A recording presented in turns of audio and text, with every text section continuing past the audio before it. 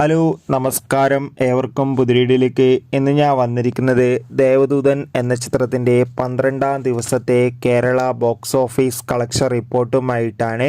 വീഡിയോയിലേക്ക് മുൻപ് video like ചെയ്യുക, ചാനൽ സബ്സ്ക്രൈബ് ചെയ്യുക.